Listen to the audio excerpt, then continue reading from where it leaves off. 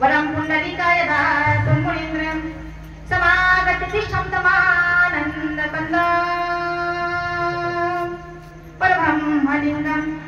पांडुरंग रंगा करू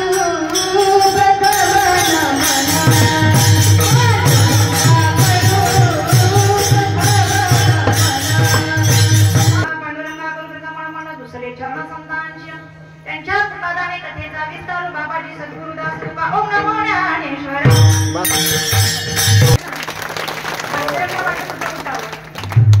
ओम नमो ज्ञानेश्वर करुणा करा तुमचा डोळे लादलो पावन झालो चराचरी श्रीमंत काही पायावरी या वारकरी संतांच्या आता देह पुढे तोपारून या बले वरी बैसपू पाहुले श्रीमंतची अलंका प्रियमेसी आसनस्थम पदा भोजते जसं विदादई वै सदा सुयमनम समाधिस्तमूर्ति वजे ज्ञानदेवं वसुदेवं सुतं देवं भक्तशामनमन्दं देवकी परमानंद कृष्ण वंदे जगद्गुरु नमो सद्गुरु तुकया ज्ञानदीपा नमो सद्गुरु सच्चिदानंद रूपा नमो सद्गुरु भक्त कल्याण मूर्ति नमो सद्गुरु भास्करा पूर्ण कीर्ति विठ्ठला विठ्ठला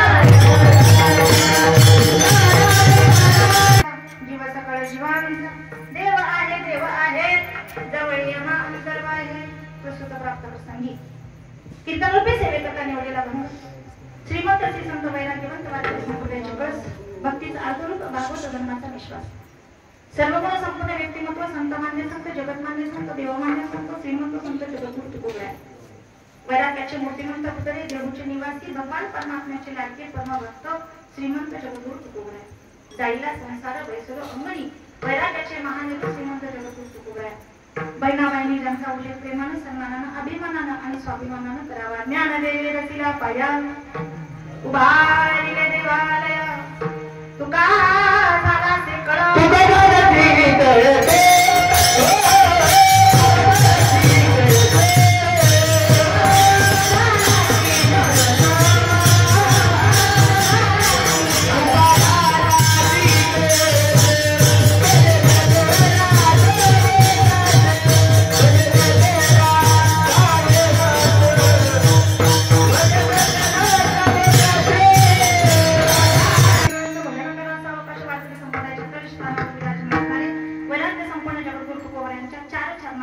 म्हणजे सकल संत गाथ्यातून निवडलेला उत्कृष्ट असा त्याला पाचवा वैष्णववेद असं म्हटलं जातं अशा गाथ्यातून निवडलेला 5 चरणाचा जगाच्या मालकाबद्दल 5 चरणात 5 मुद्द्यांचं सहज स्पष्टीकरण देणारा सोप्या शब्दामध्ये जगाच्या मालकाचं स्वरूप सांगणारा असा 5 मुद्द्यांचा अभंग कीर्तनरूपी सेवेकरता निवडलेला आहे विठ्ठल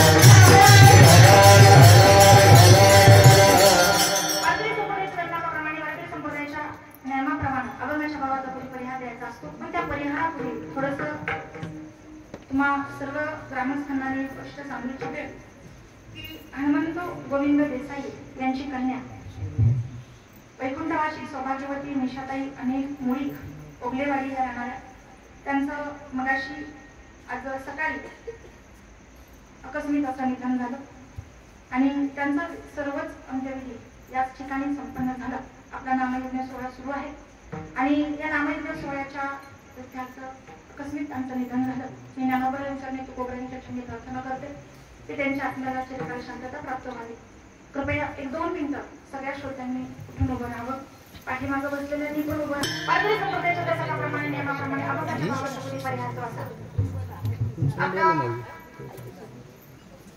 श्री गुरुदेव दत्तात्रय मंदिर श्री क्षेत्र आदिवाडी तालुका कराड जिल्हा सातारा येथे म्हणजे सातारा जिल्ह्यातील आगळा वेगळा उपक्रम हा प्रथमतः आरेवाडी या गावामध्ये संपन्न होत आहे तो म्हणजे 16 नारी शक्तीचा तिकडे पाहावे तिकडे नारीच नारी दिसतात जे गायन करण्याकरता सुद्धा नारी आहेत कीर्तनकारही सगळ्या नारी आहेत आणि आमच्या बाजूला उभ्या असणाऱ्या सर्व आमच्या श्रीराम वारकरी शिक्षण संस्थेतल्या ह्या सगळ्या 40 असणाऱ्या मुली आहेत मृदंग वादकही आदरणीय नारीच आहे असा आगळा वेगळा उपक्रम ज्यांनी या ठिकाणी आयोजित केलेला आहे परमपूज्य परमस्नेही परमादरणीय वैकुंठवासी हरिभक्त पांडुरंग देसाई आबा यांचे यांचे पुण्यस्मरणार्थ व श्रीराम वारकरी शिक्षण संस्थेच्या प्रांगणामध्ये अखंड संगीत गाथा पारायण सोहळा या माध्यमातून संपन्न होत असलेला हा नामयज्ञ सोहळा या नामयज्ञ सोहळ्यातील 4थ्या दिवसाची कीर्तनवृत्ती सेवा महाराजांच्या आग्रहास्तव माझ्यासारख्या एका अल्पज्ञानी पामराच्या वाट्याला आली हे माझं परमभाग्य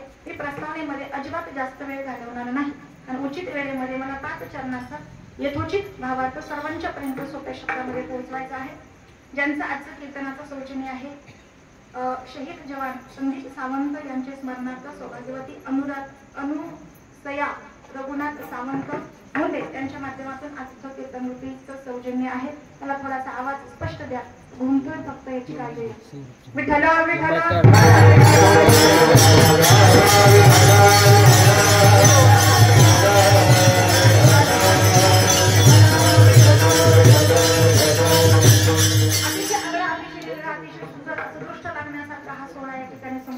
महाराजांना द्यावे तेवढेच धन्यवाद कमी. बाई बापू या ठिकाणी पाहिलं तर तुम्हाला एक गोष्ट जाणवेल, संपत्ती तुम्ही किती कमवली याच्यापेक्षा तुम्ही माणसं किती जोडली हे जास्त महत्वाचं असतं. या ठिकाणी जर तुम्ही पाहिलं तर महाराजांच्यावरती नितांत प्रेम करणारी सगळी साधक माणसं इकडे असते. पैशाला सगळंच विकत घेता येतं असं नाही, पैशानं प्रेम नाही विकत घेता येत. माणुसकीला माणुसकीच्या नात्यानं प्रेम विकत घेता येतं. माणसाला माणसाशी माणुसकीच्या नात्यानं जागे जोडले जातात आणि ते सगळं आज आम्हाला याच्या माध्यमातून पाहायला मिळतं. आणि महाराजांच्यावरती या सगळ्या गोष्टींचं जे प्रेम आहे, सगळ्यांचा आदर आहे, सगळ्यांचं नितांत प्रेम आहे, ते आपल्याला एका गोष्टीतून जाणवतं, ते म्हणजे समूह. 8500 महाराष्ट्रातील सर्व कीर्तनकारांच्या माध्यमातून आता 1 एप्रिल पासून सोनी मराठीला संपन्न होत असलेला एक आगळा वेगळा सुंदर असा सोहळा, हा दैदिप्यमान सोहळा सर्वजण पाहणार आहेत. तो सोहळा म्हणजे महाराष्ट्राचा लाडका कीर्तनकार. आणि या महाराष्ट्राच्या लाडक्या कीर्तनकारांमधून 8500 कीर्तनकारांच्या मधून 108 कीर्तनकारांची निवड करण्यात आली. आणि त्या 108 कीर्तनकारांच्या मध्ये ज्यांचा पहिला नंबर लागलाय ते म्हणजे आपले आदरणीय हरिभक्त. आणि त्याच्यावर माझा काही शब्द नाही, मी त्यांच्याबद्दल बोलत आहे, पण शास्त्र असंही सांगतो की ती कामीनं ऐकावी, पूज्यता डोळ्यानं देखावी. तरी आपण त्यांचं कौतुक करतो आहोत. महाराजांचं हे कौतुक याच्यासाठी आहे की महाराजांची जी संस्था आहे श्रीराम मार्गदर्शन शिक्षण संस्था, या संस्थेचं एक आगळं वेगळं स्वरूप हे आहे. या संस्थेमध्ये 150 विद्यार्थी आहेत, त्याच्यामध्ये 110 मुलं आहेत आणि 40 मुली आहेत. आणि हे सोपं नाही आहे, लक्षात घ्या, हे सोपं नाही. एक मुलगा सांभाळायचं म्हणलं तर तुम्हाला नको वाटतंय, 80 मुलं सांभाळायचं तर आम्हाला शाळेत नको वाटतं, तिथं 150 मुलं सांभाळणं नव्हतं जोक.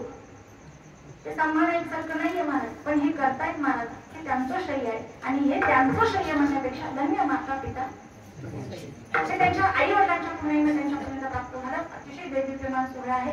आणि एक वाक्य सांगतो, एक म्हटलं तर घरी घेऊन जावं. या संस्थेमध्ये जे विद्यार्थी आहेत, या विद्यार्थ्यांच्या जर पाहिलं तर एक गोष्ट लक्षात येते, या विद्यार्थ्यांना सगळ्यात पहिली गोष्ट म्हणजे संस्कार उत्तम दिले जातात. पहिला संस्कार कोणता असेल? आलेल्या प्रत्येक व्यक्तीचा आदर सन्मान करणं हा पहिला संस्कार हा वारकरी शिक्षण संस्थेचा आहे. विद्यार्थ्याची पालक ही शिक्षकांच्या वरून केली जात नाही, विद्यार्थ्याच्या वागणुकीवरून शिक्षकाची पालक केली जाते. विद्यार्थी जर एवढा गुणी असेल, शिक्षक किती गुणी असते. आता खूप केलं जातं त्याविषयी या संस्थेचा एखाद्या मुलाला हरिभटाचं प्रमाण नाही आलं, सगळं एखादी चाल नाही त्याला व्यवस्थित बसते, एखादी नाही चाल त्याला व्यवस्थित करता आली, तर माझा फक्त एक विश्वास समोर जातोय का, माझ्या वारकरी संप्रदायाचा जाणता विश्वास आहे तो इतकाच आहे की हा मुलगा हरिभटाचं एखादं प्रमाण मागे पुढे होईल, एखादी चाल त्याला कमी जास्त स्वरानं करता येईल. पण या मुलांच्यावरती माझा एवढा विश्वास आहे की ही मुलं भविष्यात पुढे जाऊन आपल्या माता पितांना वृद्धाश्रमाची वाट दाखवणार नाही, आपल्याच घरात त्यांना ठेवतील आणि आहे. इतकंच मी सांगू इच्छिते.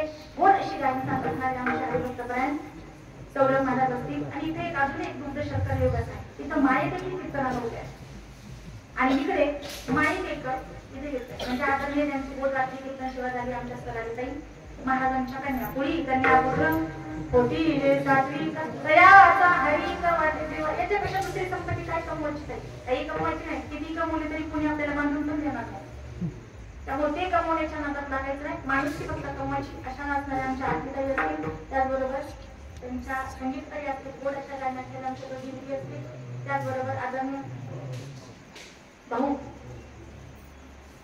कोपराड्याचे आदरणीय भाऊ, त्यांनी पहिलंच प्रमाणित तो गोड गायला की तुम्हालाच काय सगळ्यांनाच ते अगदी संचारलं. सर्वांच्या चरणाला स्पर्श, नियोजकर्त्यांच्या चरणाला स्पर्श, सर्वांच्या चरणाला स्पर्श करून अभंगाला प्रारंभ. विठ्ठल अभंग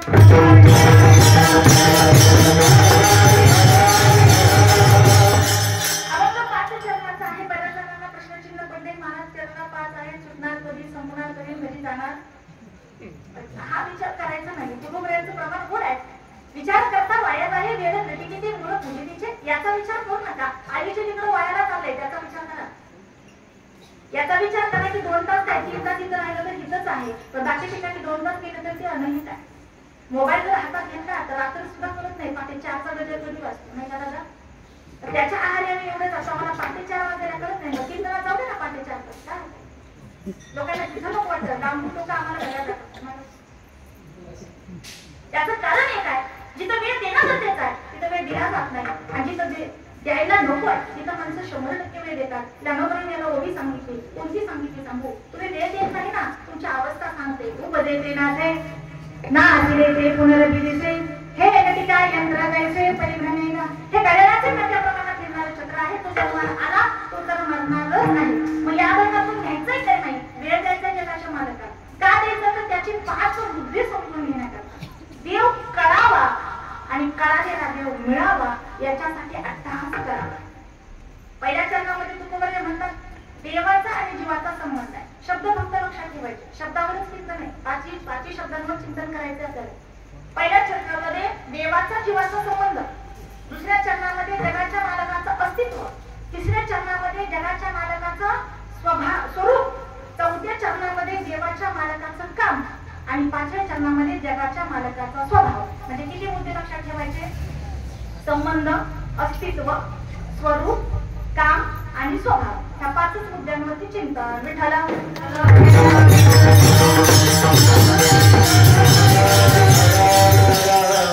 देवाचा आणि जीवाचा संबंध अनादी काळापासून चालत आलाय, पण तो लोक स्वीकारत नाही. हे दुर्दैव आहे.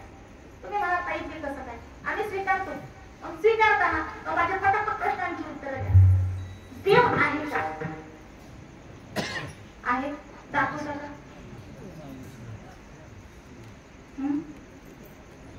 जीव आहे का? इथं आले असते का? जीव आहे ना?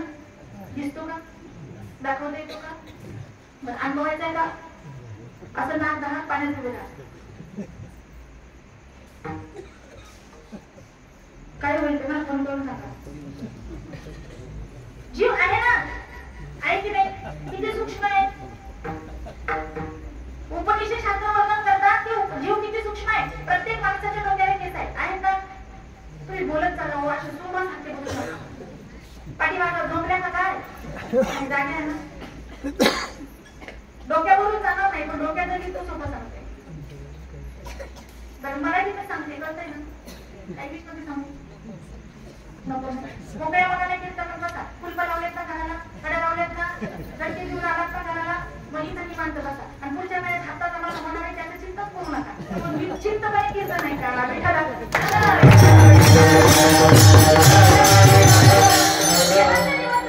जीव किती सूक्ष्म आहे. उपनिषद शास्त्रात वर्णन आलेलं आहे. प्रत्येक माणसाच्या डोक्याला केस आहे आणि त्या केसाचा एक केस घ्यायचा, त्याचे 1000 तुकडे करायचे. 1000 तुकड्याचा एक तुकडा म्हणजे आपला जीवन.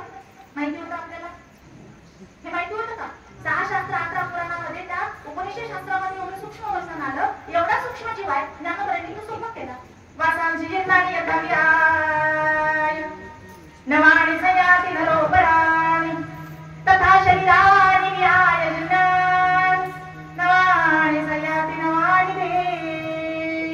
जैसे जीर्ण वस्त्र सांडिले मग नूतन रेढिले तैसे देहांतरी स्वीकारिले चैतन्य नाथे.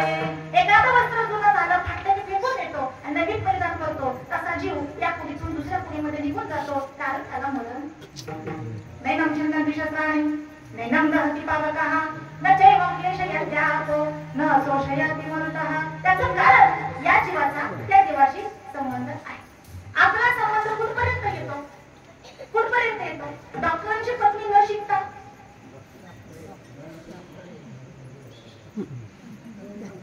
शिकता, पण वकिलांच्या पत्नी न शिकता, शिक्षकांच्या पत्नी न शिकता. अहो मी शिक्षक आहे हो असं नका म्हणू. विठाला विठाला हा संबंध कशामुळे आला? नातं जोडलं गेलं आणि नातं जोडलं गेलं, संबंध जोडला गेला, आपोआप पद प्राप्त करत झालं ना. आपोआप पद जोडत गेली. तिथं देवाचा जीवाचा संबंध अनादी काळापासून चालत आलाय. कधी कधी सर्व लोक म्हणतात काय माहिती देव आहे की नाही. मी तुम्हाला जर विचारलं तुम्हाला आई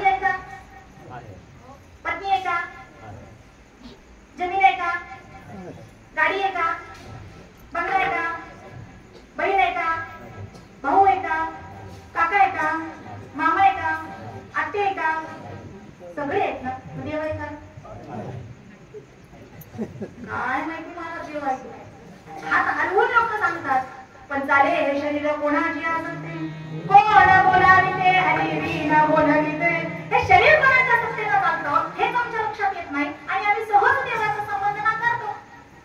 नवस आईच्या गर्भात असताना हा जीव जेव्हा देवाशी बोलत होता त्यावेळेला या जीवानं फक्त देवाकडे एकच गाणं सांगितलं, एक वेळ तरी या दुःखावेगळे एकदा याच्यात बाहेर काढ ना देवा, बाहेर आलो ना देवा, मी सांगतो भजनच करीन. 70 वर्षाचा झाला मी कधी भजन करीन? वय झाल्यासाठी बुद्धीसाठी नाही, हातात आली काठी तोंडाची झाली खोबऱ्याची वाटी. मग मी म्हणतो राम राम आणि देवाला म्हणावं थांब थांब. मग भजन करावं का? नाही ना, भजन ते मंगळवाने नरकात जाणे चुकेना. भजन कसं करावं? प्रेमानं करावं. आणि संत मायबापांनी आम्हाला हे सांगितलंय बाबा मग त्याचा आपला संबंध आहे हे मान्य करा ना. नाहीच मान्य होत म्हणून माझ्या देवाला वाईट वाटतं.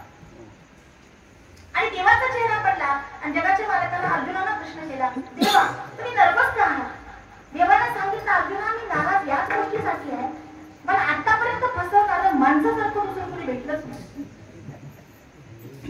कोण म्हणलं? आता तुम्ही मला फसवता का? बोला ना, कोण म्हटलं? भगवंत म्हणते. काय सांगावं? श्रीकृष्ण भगवान परमात्म्याला सांगितलं, देवाला सांगितलं अर्जुनाला मला माणसं फसवतात प्रमाण ओविषा चला म्हणून अर्जुना मी नसे ऐसा कवन उठावसे परी प्राणियांचे दैव कैसे ना देखती म्हणते.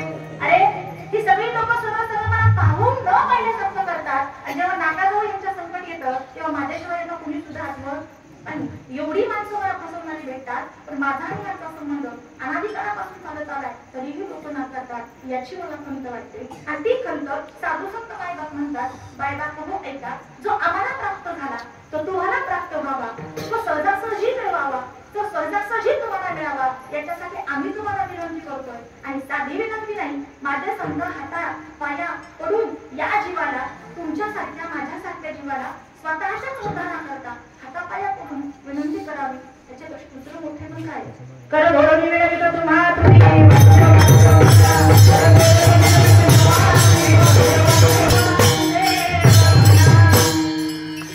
हातापाया पडून सांगितलं, कर धोरणे विनवितो तुम्हा तुम्ही वास्तव नका करू संसार समा तुम्ही वास्तव.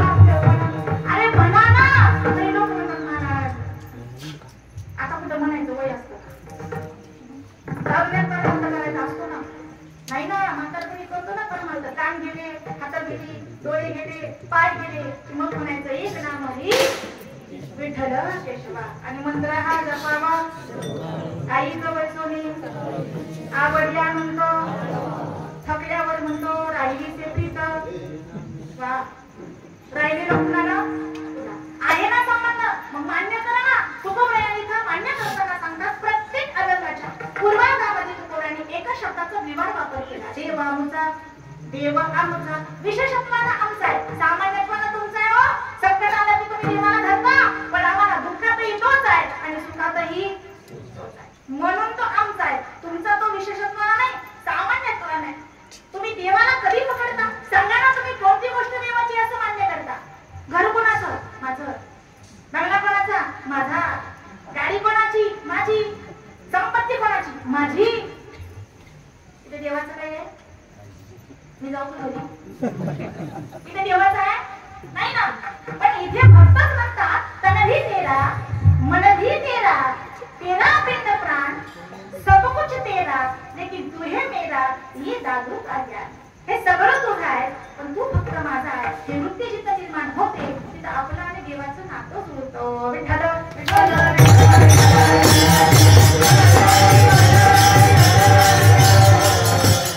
मांडत करायला लोक तयार नाही ना. समज आपली नाती कशी आहेत पहा ना. आपली नाती कशी आहेत? चिकटवलेली नाती आहेत. चिकटवलेली म्हणजे गळून पडणारी आहे. उन्हाची झळ लागली एखाद्या फुलाला पाकळी पडायला लागली, उन्हाची झळ लागली ती पाकळी पडून जाते. आपली नाती चिकटवलेली आहे. तुम्ही मला ताई हे कसं सांगता? आठवण तो एक काळ ज्या काळामध्ये पाहुणा दारात आला की गालावर हसू असायचं. आता पाहुणे दारात आला की का आला? बरं आला की आला, कधी जाताय विचारता की नाही? ओ तुमच्याकडे ते सगळी पाणी विचारता? पाहुणे दारात आले की हसू असायचं ओठावर. आता लोकांच्या ओठावर हसू नाही, त्याला कारण आहे आमच्याकडे माणूस की हलवत चालली आहे. त्याला काय करावे सांगू? नको चंद्रकाळे, तुलाच ते बसावे, ज्या कोपऱ्यात मी बसावे, मोबाईलला नेटवर्क असावे आणि माझं आयुष्य तिथे शांत केला जावे. विठ्ठल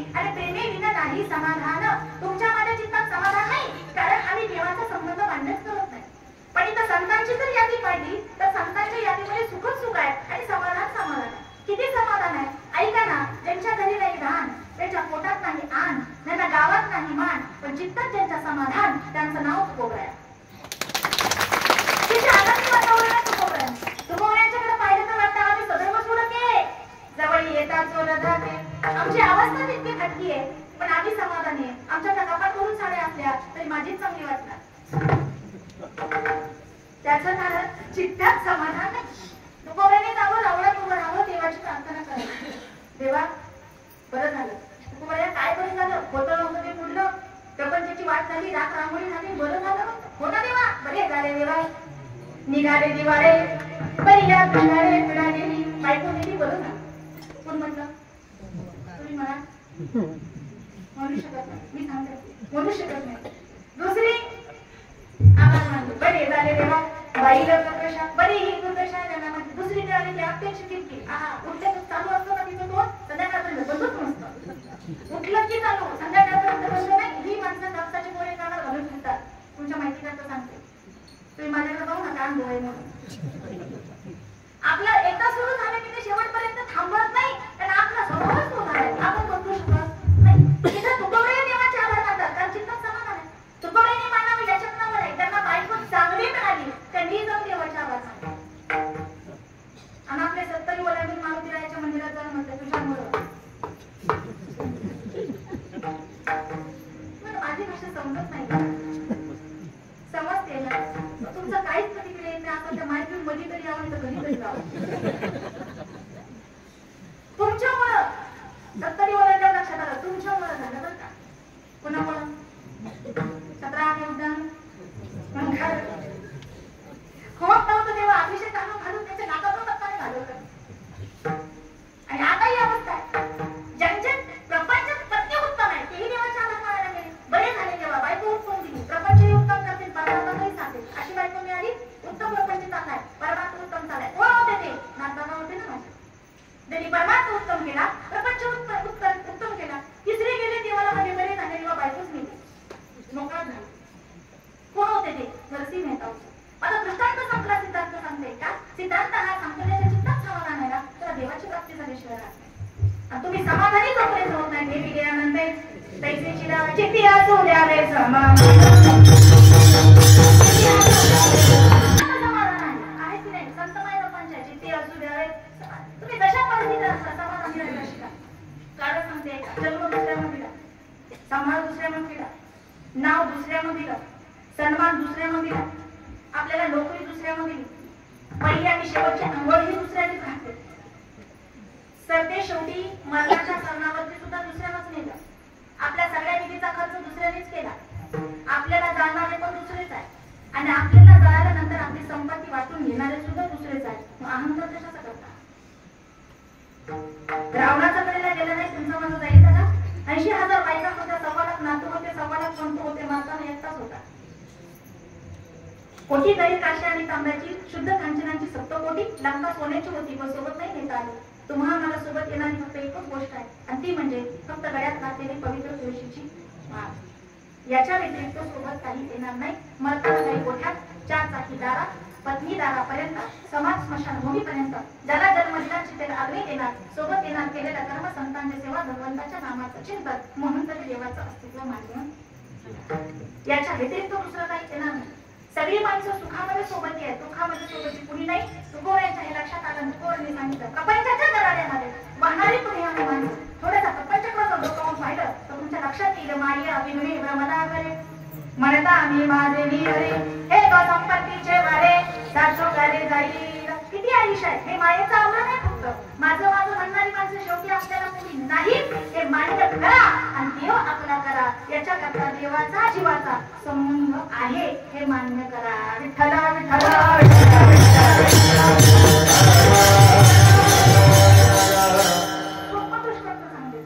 महाराजांची आवड आहे। मला खूप वर्षापूर्वी त्यांनी तो दृष्टांत ऐकला होता। आजही मी परत सांगते ऐका। इथं बसलेली सगळी माणसं कडक पुन्हा नाही, मी संसार सांगते बरं का, संसाराची दशा सांगते। किती जण इथं बसलेली माणसं उसाच्या गुराळावर जाऊन पुसताय सॉरी रस्ताय अच्छा तुम्ही कीर्तनात आहे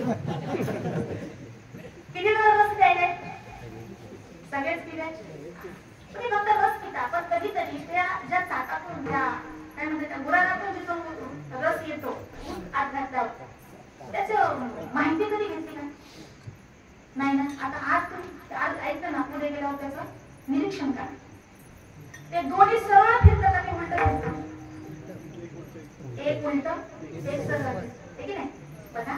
ते जर सरळ फिरलं तर ते उजळून येतात नाही, ते उलट फिरलं तर प्रपंचाची अवस्था अशी एक आहे पत्नी दुसरी आई,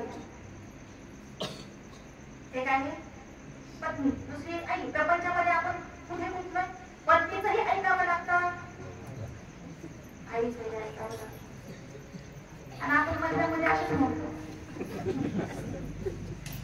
कसं लग्नाच्या आधी नव्हतं काहीच नव्हतं बाहेर 8 वाजता या नाही तर 12 वाजता या नाही तर 1 वाजता या नाही तर येऊन विचारणार नव्हतं आणि जेव्हा शुभ मंगळ साधनाच करायचं यावंच लागतं नाहीतर मम आत्मना नाही। ते अनुभव झालेल्यांना विचारा आतच नाही। त्या माणसाची अवस्था कशी बघा ना, पहिल्यांदा ते मोळी भरून आणणार तो बाजूला टाकणार, स्वतंत्र होता विचार, काही नव्हतं मुक्त होता बळी बळे झाला बदल मुक्त होतं, ते स्वतंत्र होतं, ते येतं मोळी टाकलेली असते त्याच्यातून तो बिचारा तो पुरा बांधत तो ऊस काढतो, काढल्यानंतर तो काय करतो काढतो की नाही काढतो बाकीची साल काढतो आणि बरोबर त्या चाकामध्ये त्याला इकडून आईची रस्ती घे इकडून पत्नीची रस्ती घे ते सरळ दोघांच्या मधनं पुढे जातं। तेवढ्यावर तरी ऊसाच्या मालकांना गप्पा बसावतं पूर्ण काढतात आता उरले ना त्याच्या बाजूने आईच्या आणि पत्नीच्या व्यापामध्ये आपली बरोबर चिठ्ठी होती की नाही। परत बाहेर काढल्यानंतर परत एकदा रात्र जातात कसं सिंगल नाही डबल। मुलं आधी प्रपंचात परत काय होतं पप्पा 4:30 पप्पा 10,000 नाही 10 पप्पा त्याच्यात गुंतले झाले परत पप्पा तिकडून नाही। मुलाच्या मालकाने विचार करा झाले ना आता किती वेळा हो प्रपंचात तिकडून बाहेर काढल्यावरती म्हणते हुशार मालक नका चिंता कसा करतात चिंता करतात नुसताच चिंता करत नाही त्याच्यातून रस मध्ये लिंबूही टाकतात आणि परत तिकडून काढतात परत त्याच्या मनात येतं अजून थोडं शिल्लक आहे का प्या आणि त्याला परत पिळून चाकामध्ये घालतात आणि शेवटी बाहेर काढला म्हणतात नाही ना याचा स्वतः झाला जाते संसार असाच आहे फलकट तो संसार तेथे सार भगवंत हा फलकट संसार आहे आणि कितीही करा आमच्या बरोबर येतो संसार दुःख मुळा जाऊ कडे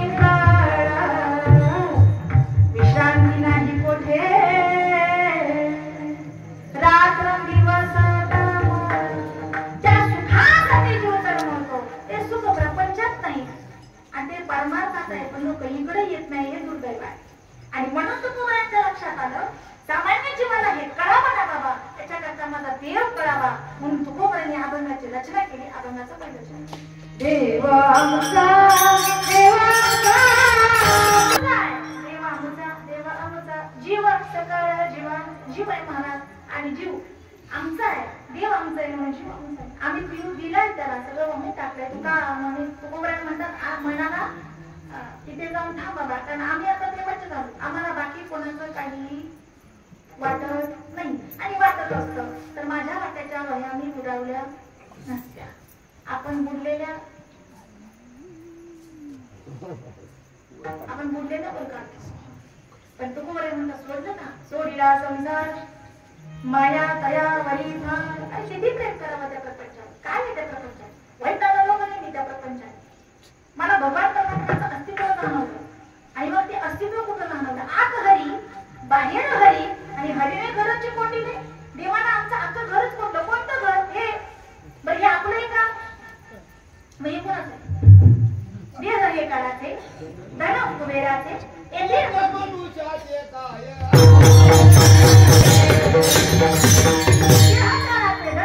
येथे मनुष्याचे काय पण हे आपलं नाही. हे कशाचं आहे? काळाचं आहे. आणि उसनं आणलंय. देह हा पाचांचा आणि ना तो उसना शेखे ज्याचा त्याला देणे भाग आहे. तो उसनं आणलंय दिलं पाहिजे की नाही? तुम्ही जाताना कधी उसनं आणलं शेजारी? आई उसनं आणतं का? गावाकडे अजून उसनं आणलं जातं. शहरामध्ये उसनं मागायला जाऊ नका. उगत वाटीवर साखर आणि एक वाटी खोबरं नका जाऊ मागायला. तिथं शेजारीला ओळख देत नाही. गाव बरं आहे. गावाकडे अजूनही प्रथा आहे उसनं आणायची. आणतात की नाही? ज्वारीचं पीठ घेतात, बाजरीचं घेतात, गव्हाचं घेतात, ज्वारीचं आणतात. असं चालू आहे ना. तुम्ही यांच्याकडे कधी पाहिलं का पीठ घालताना?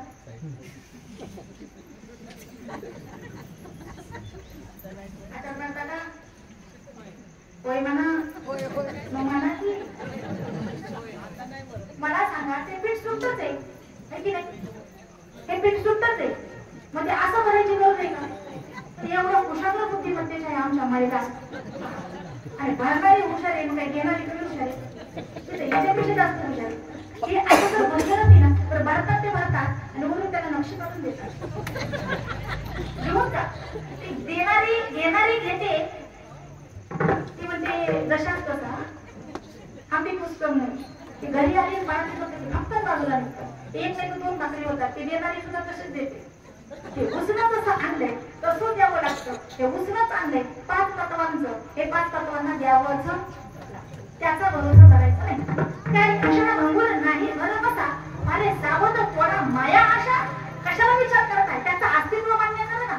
काय अस्तित्व मान्य करायचं मला सांगा. प्रत्येकाच्या तोंडात 32 दात आणि 32 दाताच्या आत तिला काय म्हणतात? जीभ म्हणतात. बरोबर? 32 दात आणि दाताच्या आत जीभ आहे. ह्या दोघांचा एक सहसंबंध आहे. तुम्ही म्हणतो कसा? सहसंबंध असा आहे 32 दात अहंकाराचं प्रतीक आहे आणि जीभ नम्रतेचं प्रतीक आहे. जे अहंकार करतात ते निघून जातात. 32 भांगात जोरदार मरणाच्या आधीच निघून जातात. कळतंय तुम्हाला? मरणाच्या आधी ते निघून जातात आणि जन्माला आल्यावर उशिरा येतात. ते इतके अहंकारी आहेत की बाहेर आल्यावर ते काही खातात. मग आत खाऊन नाही म्हणून आत दिलीच नाही. भगवान त्याची खेळी हुशार आहे. भगवान परमात्मा सृष्टीचं चक्र चालवण्याची कुशाग्र बुद्धिमत्ता चक्र जदुराचा शिरोमणी वंदे योगा पूज्य स्थानी तो चतुराचा शिरोमणी आहे. तो अतिहुशार भगवान परमात्मा आहे. त्याला विचार केला हे बाहेर आल्यावर जर असं असेल तर यात कसं असेल? त्याला नाही दिलेलंच परवडेल.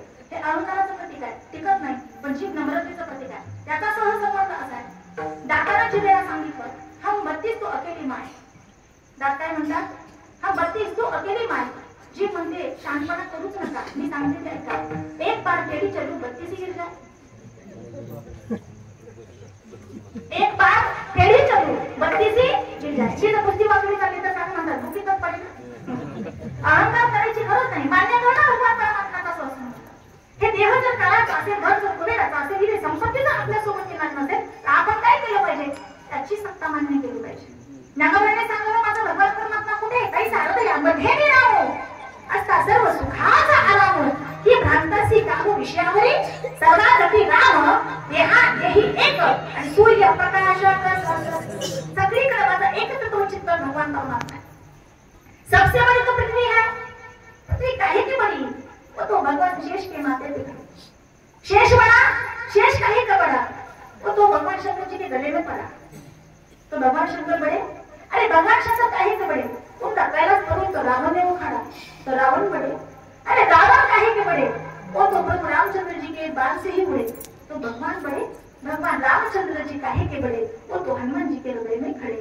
भक्त मोठे का देव कुठाए, देव आहे देव आहे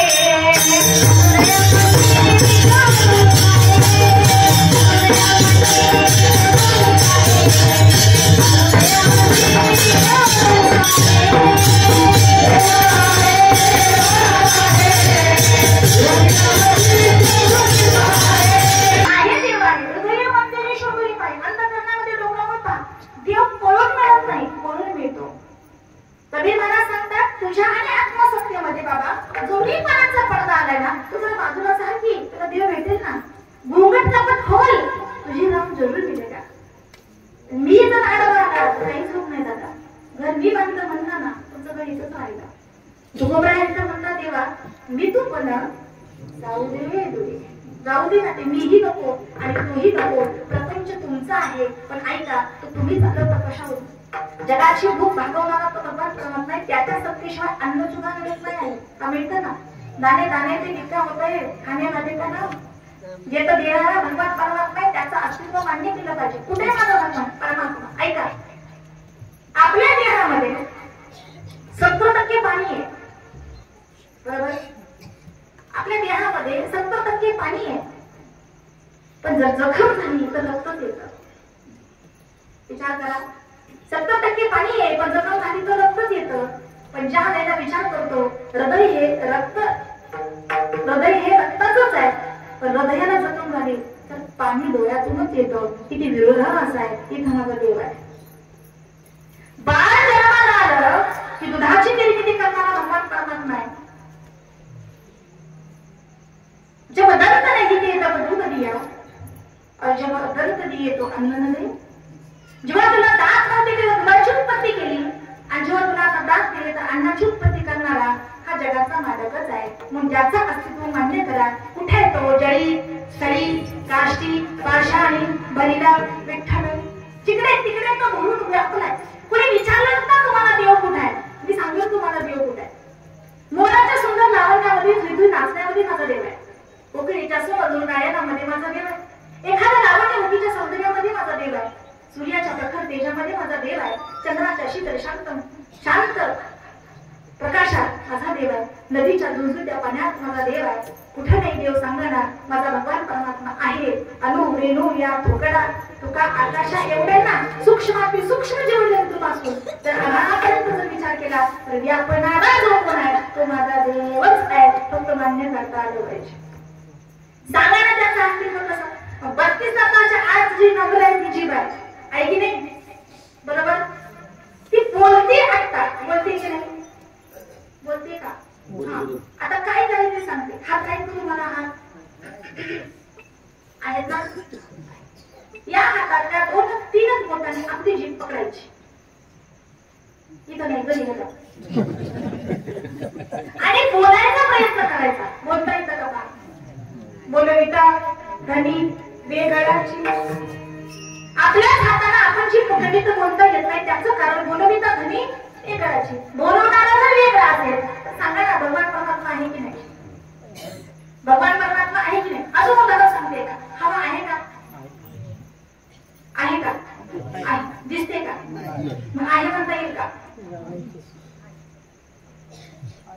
आहे पण दिसत नाही, मान्य करावी लागते. कारण स्पर्श रूपाला ती जाणवते. एखादी हवा पुण्यामध्ये भरली तर सांगता येते की पुण्यात हवा आहे, पण पुण्यातली हवा दाखवता येत नाही. तो माझा भगवंत आहे.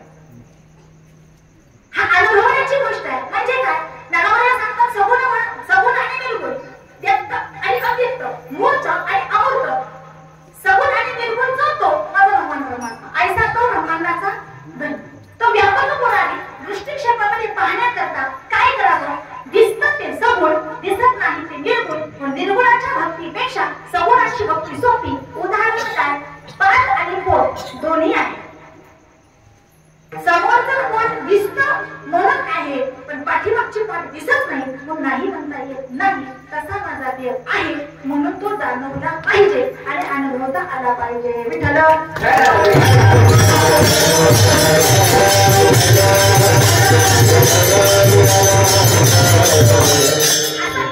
काही माणसं बघा, म्हातारी माणसं फार हुशार असतात. म्हातारी माणसं अनुभवाचं का थोडं त्यांच्या जवळ असतं बघा. ती जर कधी गप्पा मारला बसली तर ती संसारात गप्पा मारतात. त्याच्या वयाच्या 16व्या वर्षापासून कष्ट करतोय. काय आलं हातात? काहीच नाही आलं. केलं कशाला? तुम्ही कितीही केलं तरी कोण म्हणणार का तुम्हाला बाबा तुम्ही केलं? तुम्ही काय केलं आमच्यासाठी? आणि त्यातूनही आपली हुशार पोरं म्हणतील तुम्ही केलं ते तुमचं कर्तव्य केलं. ही वाक्य तुम्ही मध्ये ऐकायला भेटतात. तितका काळ बदलला. पायामध्ये बूट, बुटावर पॅन्ट, पॅन्टवर शर्ट, शर्टावर जॅकेट, जॅकेटात पाकिटात नोटा, एका हातात कप, एका हातात सिगरेट, जगाला डेट करणारी पोरं आमचं ऐकून घेण्याच्या मनस्थितीत नाहीयेत आता कलियुगामध्ये. मग काय करायचंय? आपली आपणच करा सोडवून नादाला लागूच नका त्यांच्या. आपल्याला उत्तर सोय आपणच करायचं. आपल्यासाठी कोण आहे? आळंदी आहे, पंढरपूर आहे, पैठण आहे, देहू आहे. कंजाला कुणी नाही त्याला माझे सांगताय. घर घर आहे आणि घर घर बाप आहे आम्हाला. जेव्हा माझ्या ज्ञानोबांना मांड बांधायला खापर मिळालं नाही, आज माझ्या ज्ञानोबांच्या सोहळ्यामध्ये मी मालपोळी खातो, गुलाबजामुन खातो, मांडे सुद्धा खातो. पण आमची आई श्रीमंत आहे आणि आमची आई श्रीमंत आहे आणि आमचा बापही श्रीमंत आहे. सांगू माझी आई किती श्रीमंत आहे? दयाची द्वारी सोन्याचा बिंब आई ऐसे बनले रागो. सांगू माझा बाप किती श्रीमंत आहे? आई काय यशस्वी उदार्य ज्ञानवैराग्य ऐश्वर्य साई गुणवैर्य वसती घेत. एवढा मोठा आमचा श्रीमंत बाप आहे. मग एवढ्या श्रीमंत आई बापाची पोर आहे आम्ही. आणि हातात घेऊन कटोरा घेऊन भीक मागू का? नाही ना. आम्ही फार गर्व श्रीमंत आहे. त्याचं कारण आहे आधी ते मान्य केलं. नव्हे आमच्या जगाच्या मालकाला आम्हाला दर्शनही दिलं. कसं सांगू? परमार्थात प्रचिती असावी. संसारातला अनुभव लोकांना सांगणं भूषण आहे पण परमार्थात आलेला अनुभव सगळ्यांना सांगणं हे वारकरी संप्रदायाचं भूषण आहे. आयुष्यभर दारू पिलो आणि गावाच्या बाहेर जाऊन पडलो ना, लोक उचलून घरी आणून घरात सोडतील. पण जर तुम्ही माळ घातली ना, 5 गावामध्ये प्रचार होईल. आमच्या सप्त्यामध्ये महाराजांनी माळ घातली बरं का. त्यांना आजपासून असं नाही म्हणायचं, त्यांना महाराजच म्हणायचं आणि महाराजच नाही म्हणायचं, त्यांच्या चरणाचं दर्शनही घ्यायचं. ही माळेची ताकद आहे. आदर आणि सन्मान प्राप्त करायचा. हे करा ना. निंदा आणि स्तुती नाही कोणीही करतो म्हणा. स्तुती लोकांना आवडते आणि निंदा लोकांना नको वाटते. शास्त्र सांगतं की निंदाही ऐकू नका आणि स्तुतीही करू नका. आहे जर करायचे असेल तर तुम्ही भगवंताची स्तुती करा. जगाचा मालक तुमचा होईल कारण तो आहे ना. तो आहे मागे आणि पुढे उभा राहे सांभाळीत. कशाला? आलेले आघात निवारण करण्याकरता. मग मान्य करून चालतोय तो तोच आहे आणि मागे सुद्धा तोच आहे. मग असा असताना भगवान परमात्मा विशेषत्वाने आमचा आहे, सामान्यत्वाने तुमचा. मग तुकोबाईने अभंगामध्ये गंमत केली. पहिल्या चरणामध्ये संबंध सांगितला आणि दुसऱ्या चरणात अस्तित्व अभंगाचं दुसरं चरण. देव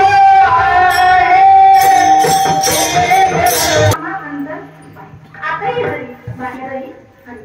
कोणी सांगावं? सांगणारे तुकोबाई आहेत. तुकोबाईचा अधिकार सामान्य तुका विष्णू नाही तुझ्या. तुकोबाईचं सामर्थ्य किती आहे? किती सामर्थ्य? धन्य तुकोबा आणि जेने केला हा पुरुषार्थ. हे तुकोबा आहे. आणि त्या तुकोबाईचा जर विचार केला तर तुकोबाई म्हणतात की संसाराची दशा आमची दुःखरूप आहे पण आम्ही देवाचं स्वरूप जाणलं. काय जाणलं? स्वरूप संदर्भाचं जाणलं. ऐका ना, रूप वेगळं आणि स्वरूप वेगळं. कलियुगामध्ये रूप चाललंय. कलियुगामध्ये रूप चाललंय आणि विठेवरच्या मालकाचं स्वरूप हे संतांनी चित्तात साठवलंय. सांगू तुम्हाला सोपं? तुम्ही काल खायला हातात दिसते मला बोल झाले का? मला नाही ना. लग्न झालेत ना सगळ्यांची. लग्नाचे 3% मला हे सांगायचं होतं पण ऐकूया. तो एक काळ असा गेला की तेव्हा लग्न होत होती तेव्हा लग्नाची पद्धत वेगळी होती. कलियुगातली वेगळी आणि पण चित्रांचीच वेगळी होती. तुम्हाला थांबायला नाही पत्ता येईल. डायरेक्ट इंटरव्ह्यू चालत करा. आवाज करू नका. केलं तर उत्तम, नाही केलं तर चालतं. तुम्ही तुमच्या घरी आणि आमच्या घरी. चिंताच नको. पूर्वीच्या काही माणसं मुलगी पाहायला गेली तर गावाची पंचमंडळी जायची. मी रूप सांगते. आई माणसं जाती वाटली माणसाही जायची, मुलीला पाटावर बघितली जायची. बरोबर काय? त्याच्या अगोदर एक काळ होता की त्या काळामध्ये मुलगी पाहायला फक्त वडिलांनी मंडळी जायची, नवरा मुलगा जात नव्हता. मग 100 तरी संसार केले. मुलगा मुलीला पाहायला जात नव्हता. मग 100 वर्षापर्यंत त्यांचे संसार टिकून आहेत. आणि 7 बारा पाहिला तरी 7व्या महिन्याला घटस्फोट आहे. कलियुगातली सत्य परिस्थिती आहे. मुलगी पाटावर बघितली जायची, पंचमंडळी हुशार असायची, हळूहळू प्रश्न विचारायची, मुलीचं नाव काय, मुलीला गोत्र विचारायची, मुलीला कुलस्वामिनीचं नाव विचारायचे, कुलदैवताचं नाव विचारायचे. कलियुगामध्ये फक्त एकच विचारतात, महाराज तुला स्वयंपाकामध्ये काय येतं हे नाही, तुला फास्ट फूड किती बनवायला येतं.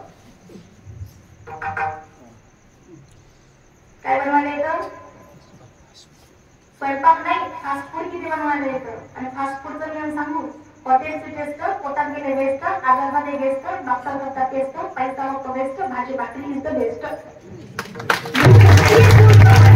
सगळ्यात पुस्तक भाजी आणि भाकरी आहे, ती लोक शिकवली घेऊन जायची.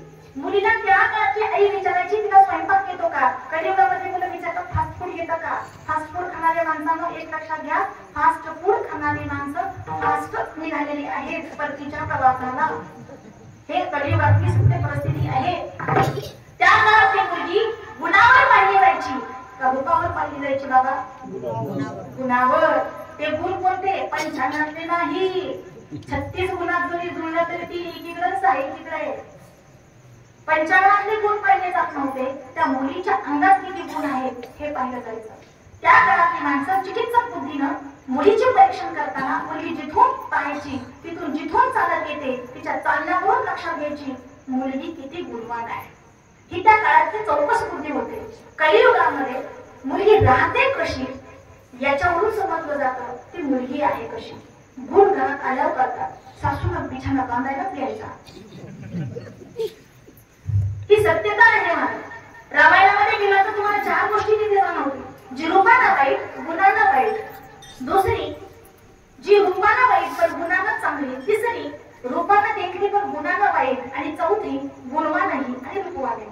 पहिली प्रतिका, राक्षसी नाही, रूपही वाईट आहे, गुणही वाईट आहे.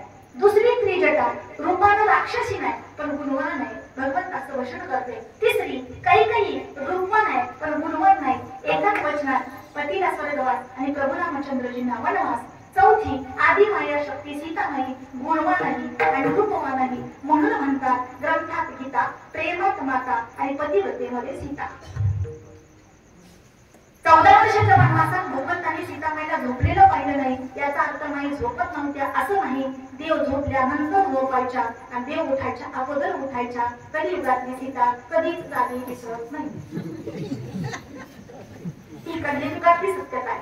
रूप किती महत्वाचं आहे नाही ना, मी गुणवान किती आहे पहा. माझ्या देवाकडे पाहिलं तर माझ्या देवाचं रूप किती सुंदर आहे पहा. सावळे सुंदर रूप मनोहर, राहो निरंतर रही माझ्या. कसा आहे माझा देव माहितीये? रंग नाही, रूप नाही, नाही गुण छाया, नाही गुण छाया. मैं गुलाम तेरा, पाणी तेरा रंग कैसा, जिसने मिला वो वैसा.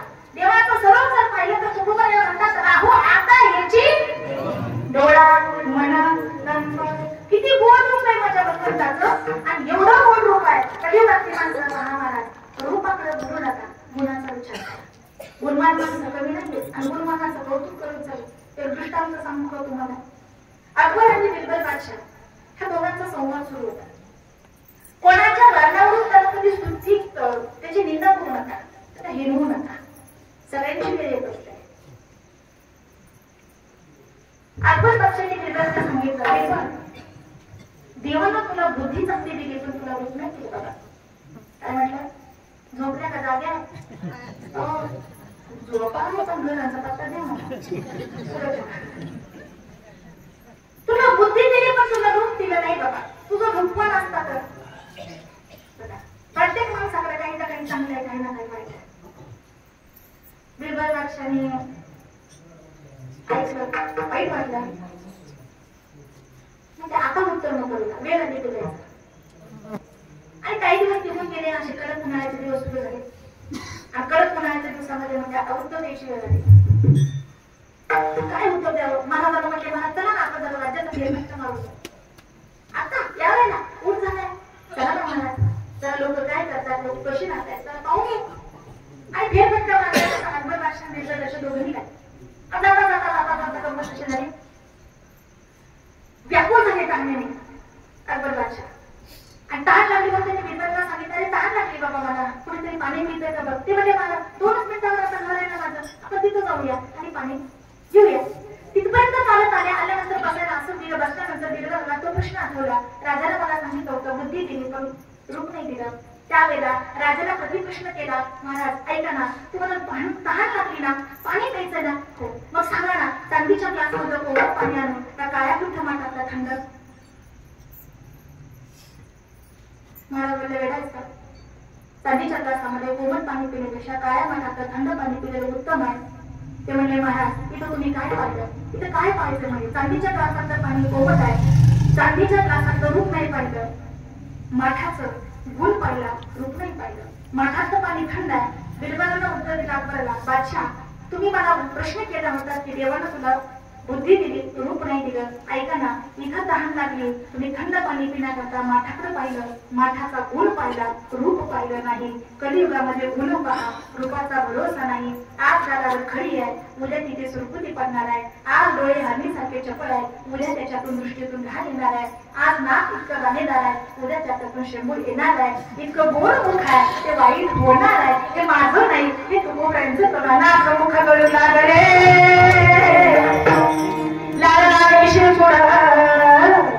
क्षणापरी गती झाली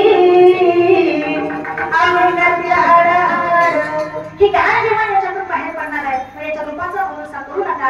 गुणाचा कळा म्हणून देवाचं रूप गोड आहे आणि देवाचं स्वरूप गोड आहे.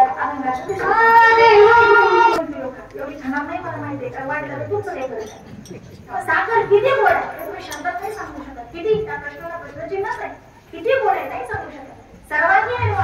सर्वांगी गोड कशी साखर आहे माझ्या भगवंताचं नाव तसंही गोड आहे.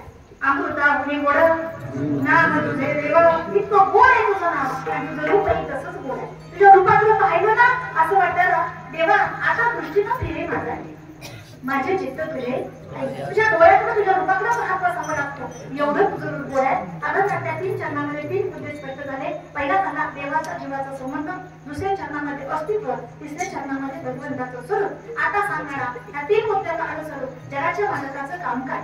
जगाच्या मालकाचं काम एकच भक्ता राखे पायापाशी दुर्जनाशी संवाद दुर्जनाचा नाश करणं आणि भक्तांचं रक्षण करणं हे काम कुणाचं गोपाला कृष्ण भगवान त्याचं काम आहे. पण तो असा आहे ना तो बाबा एवढा चतुर आहे एवढा चतुर आहे तो वैकुंठ सोडून संतान जगाने राहिला पुन्हा करता राहिला पांडवांच्या करता राहिला कारण पांडवांची भक्ती ज्ञानामध्ये परिणाम करतात.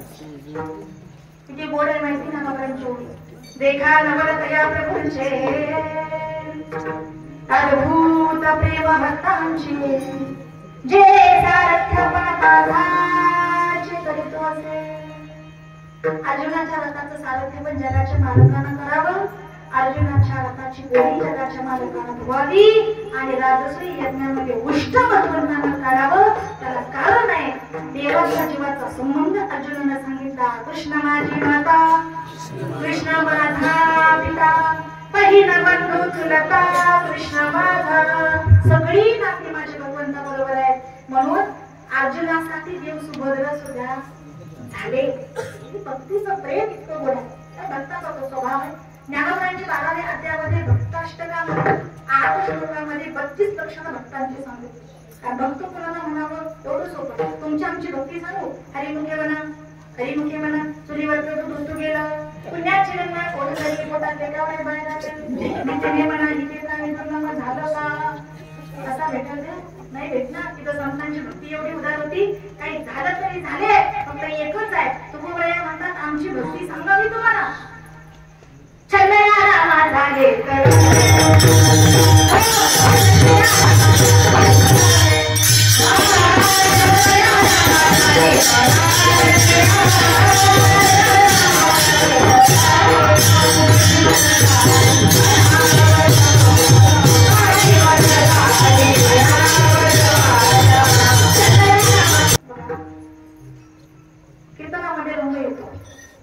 श्रीरंग आनंद आवडला. पण मी आवर्जून इथे एका गोष्टीचा उल्लेख करू इच्छिते की ज्ञानाचे स्पंदन कशी दाखवतात ना, 15 वर्षाच्या साधनेचं फळ मला इथं जाणवतंय आणि म्हणून या कीर्तनामध्ये रंगाबरोबर श्रीरंग सुद्धा आलाय. वेगळा मी असाच आहे, मी फार वेगळा आहे बाबा. तुम्ही मला फक्त शोधा, मी तुम्हाला सापडेल. पण जो पाहतोय ना त्याला सापडेल, जो येत नाही ना माझ्याकडे मी जात नाही त्याच्याकडे. देवाचा नियम आहे ज्ञानोबांची ओवी, जो मज होई आनंद शरण त्याशी निवारी मी जन्म मरण शरणागत शरण्याची देवाचा स्वभाव आहे. तुम्ही 2 पावलं त्याच्यासाठी चला, 1000 पावलं माझा देव तुमच्या बाकी पाहिजे 2 पावलं. लोक चालत नाही, पण संकट आलं ना जगाचा मला धावत येतो. प्रमाणे ना तुम्हाला मोहे दाग गाणी पाना नाव घेता पंढरीला ना कोठे ना दिसे पाहता उडी गाडी अवचिता. हा देवाचा स्वभाव आहे. काय देव माझ्या भक्ताचं रक्षण करणं, भक्ताष्टकाची यादी आहे. पाहता तुम्ही गुंच नीचे काढली वेगळी भगवंत सृष्टी भागवत मध्ये पुण्य दासी पुत्र कन्या विधवांच्या घरी दैत्या घरी रक्षक अभंग ऐकता तुम्ही तर प्रत्येकासाठी केलेली कामं लक्षात येतील. मी छोटंसं उदाहरण सांगते आणि सेवा संपवते. ऐका, खरी इच्छा नाही संपवायची, मर्यादा आहे. किती उदाहरणं सांगावी, छोटंसं दृष्टांत देते. ज्यावेळेला 18 वर्षाचं युद्ध चालू होतं त्या युद्धामध्ये भीष्माचार्यांनी प्रतिज्ञा केली, निष्पांडव पृथ्वी करेल. उद्या प्रतिज्ञा काय केली, आज संध्याकाळी प्रतिज्ञा, उद्या पृथ्वी निष्पांडव होते, म्हणजे एकही पांडव जिवंत ठेवणार नाही. आता अशी प्रतिज्ञा केली म्हणजे पांडव उद्या काय होणार आहे, झोपल्या का उद्या पांडव मरणार. आता आदल्या दिवशी बघा आपल्याला नुसतं म्हणतात मला पुराणात त्यांच्या अशा अवस्था होतो. कोण कधी मला सांगता येत नव्हतं. माणसानं खाल्लं आपल्याला मरण दिसण्याची भीती वाटते का? तर तुम्ही सगळ्यात जास्त कोणाला घाबरता, मुद्दा मात्र म्हणून मला तुम्हाला घाबरावं लागतं. कोणाला घाबरतो, कारण मरण हे अचल आहे. हे जगाचा अंतिम सत्य ते स्वीकारावंच लागणार. मग काय झालं, विठ्ठला विठ्ठला पांडवांच्या कानावर आले की उद्या आपण मारणार आहे. बिंदास्त घरी बिंदास्त आपल्या कुठे चालले, मस्तपैकी बोलत गेलं, सगळे झोपले. नुसते झोपले नाही, घोरायला लागले. कोण उद्या मारणार आहेत ना, झोप लागेल का? पण ते झोपले ना, पण ते झोपले पण त्यांचा लक्ष जागा होता, त्याला झोप येईना. आणि तो कोण होता, भगवान परमात्मा कृष्ण भगवान. त्यांना विचार केला, पहिला प्रहर संपला, दुसरा संपला, तिसरा सुरू होतोय. आता मात्र देवाला चैन पडला. देवाला उठावं सांगावं, उठाय. आता अर्जुनाकडे जावं, अर्जुना उठ. आणि अर्जुनाला उठावं वाटते, देवा 3 वाजले, तुम्ही एवढे उशीर जागे कसे? तू मला वेळ आहेस का? उद्या मरणार आहेस तू, तुला भीती नाही वाटत? तरी कशाला जायचंय? अरे वेड्या, भीष्माचार्यांची प्रतिज्ञा आहे. भीष्माचार्यांच्या प्रतिज्ञेवर तुझा विश्वास नाही आहे, म्हणजे तुम्ही उद्या मारणार आहे. अरे मग एवढं जर माहित असेल तर तू झोपलायस, नुसतं झोपत नाही, तू घोरतोस वेड्या. अर्जुनाला देवाला साध्या सोप्या सरळ शब्दात उत्तर दिलं, देवा आमची काळजी करणारा जर जागा असेल तर आम्ही सगळं काय करायचं, झोपू दे ना मला. त्याला विश्वास मारावा, जगाच्या मार्गावर आहे तो झोपले. अर्जुन म्हणते तुझ्याकडे नाही, माझं काम होत नाही, आता कुणाकडे जाऊ? जो भौतिक विषय तिच्याकडे जाऊन तिचं नाव होतं ढोपण. पटकन उठले, तिच्या कुंभ उद्या जाणार आहे, ती झोपेल जावाही नाही ना. आपला नवरा जर हॉस्पिटलमध्ये करत असेल ना तर कुठल्याच माऊलीच्या लाशातून नाही. 10 दिवस पाण्यात देवा, जरी नवरीशी भांडली, जरी नवरीशी वैतागली, जरी 10 दिवस पिशव्या भांडल्या, जरी माहेरी निघून आली, तरी नवऱ्यावरती नितांत प्रेम करते. तिचं नाव कशी जरी असली तरी ती तुमची पत्नी आहे, म्हणजे असू द्या ना. मी म्हणून ती ते म्हणे नका, काय करत नाही, ती आहे म्हणून त्याला धडपड आहे. दाराच्या दिवशीला पडले, स्वयंपाक जर हसलाय आणि नाहीच नाही की आता 4 भांडी तरी चपलेली भेटतात का नाही, आहे म्हणून ते घर आहे. काय करत होती, शांत बसली होती. पहाटेचा मित्र प्रहर सुरू झाला. मंदमारा वाहत होता, अंगाला तुम्हाला झोपत होता. काळी कावडी भगवंताच्या अंगावर होती आणि जगाच्या मालकाच्या मयाच्या घडावांचा आवाज येत होता. कोणीतरी आपल्या कुटीच्या दिशेने येत आहे हे जाणवत होतं द्रौपदीला, पण उठायचं धाडस झालं नाही. कोण असेल माहित नाही, कोण असेल विचारायची इच्छा नाही. पटकन दाट सावली अंगावर पडली. कोण होतं, मोरपीस डोक्याला घातलेला, मयूर पिच्छ वेष्टी असलेला माझा विश्वाचा मालक समोर उभा होता. पटकन उठली, केस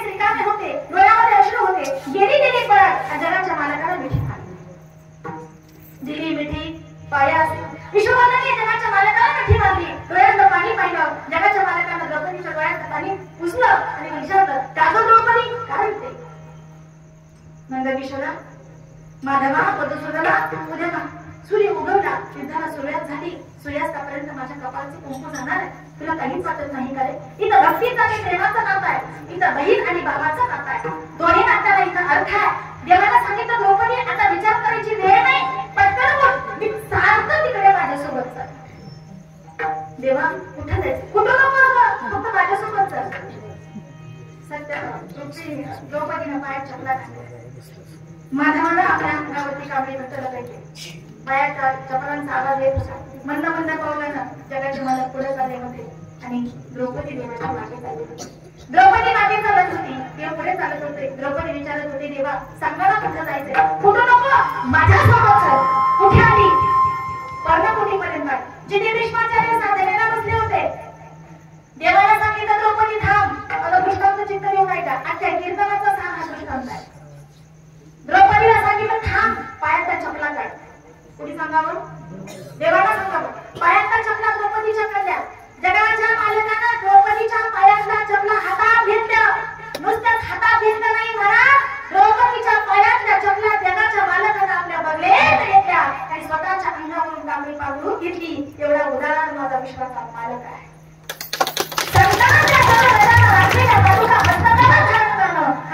माझ्या देवाचा नियम आहे, त्याला प्रमाण आहे. सत्य भामा दान करी, उचलून नाही अंगीकारी. सेवकांच्या शिरी धरून चाले पादुका. द्रौपदीच्या चपला बगलेत घेतल्या. द्रौपदीला सांगितलं, आई भीष्माचार्य साधनेला बसले, एकच काम कर, तिथे जा, दर्शन घे, हातातल्या बांगड्या फक्त बोलू नको.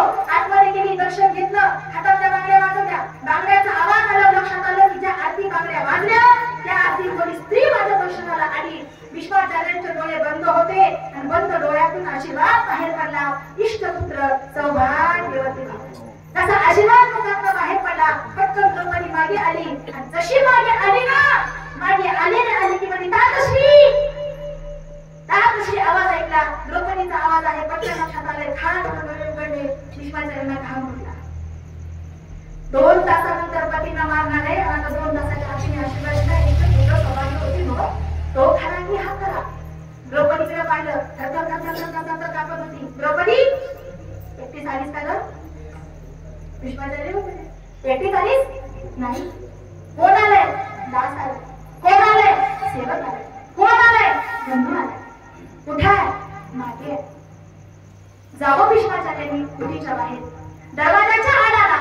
एखाद्या चोराला चोरी करावं आणि लपून बसावं ना, तसा माझा विश्वास आम्हाला. द्रौपदीच्या पायातल्या चपला बगलेत घेतल्या होत्या. खांद्यावरची कापडी लपेटली होती आणि फक्त दत्ताच्या रक्षणाकरता एका थोडीशाच्या बाजूला शांत निश्चित बसला होता माझ्या विश्वाचा मालक. त्याला काय कारण असावं? त्याला कारण फक्त एकच होतं, माझ्या भक्ताचं रक्षण आणि दुष्टांचा नाश.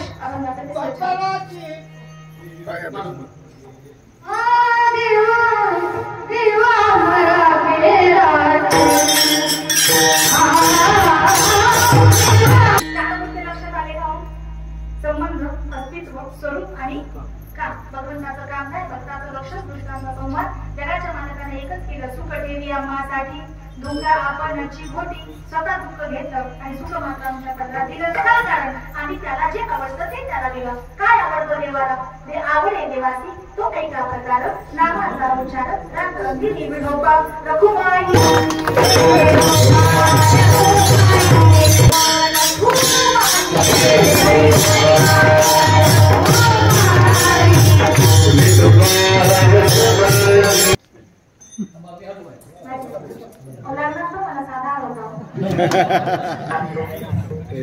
हे प्रेम, हे माझ्या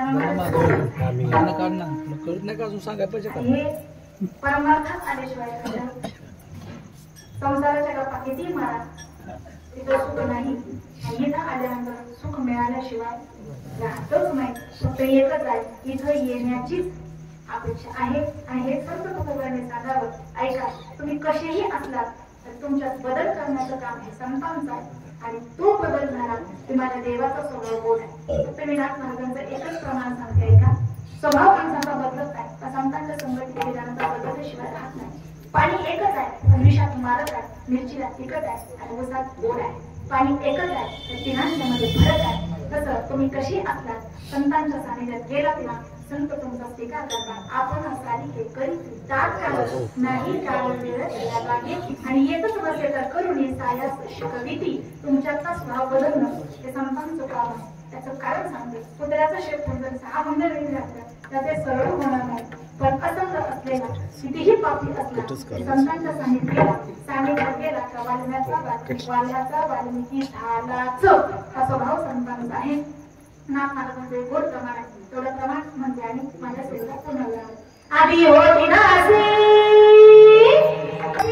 परत राजाच्या पटलाने झाली तर स्वभावात बदल होत नाही. नाथ महाराजांची गोड आहेत, सुमधुर आहेत, माणसाला बदलायला लावणारे आहेत. शेवटच्या त्यांना देवाचा स्वभाव सांगतात. ऐका, माझा देव अतिशय दयाळू आहे, अतिशय प्रेमळ आहे. तुम्ही कितीही मळलेले आहात, भरलेले आहात, तो तुमचा विचार करतो. फक्त भगवंताचं नाव चिंतन करा.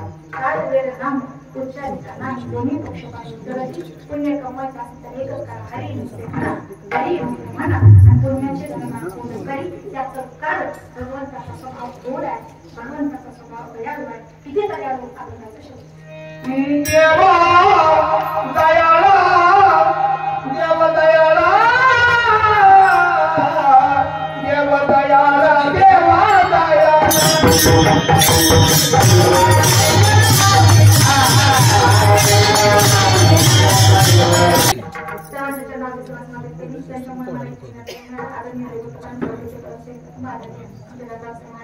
त्यांच्या माध्यमातून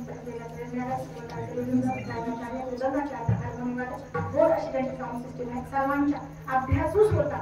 मला आनंद वाटला की स्वतः फार अभ्यासू आणि शिकायचं काय आणि त्याच्यामुळे कार्यक्रम थोडासा पुढे गेला. त्याच्यामुळे माझ्यावर वेगळा होणार आणि जर मला काही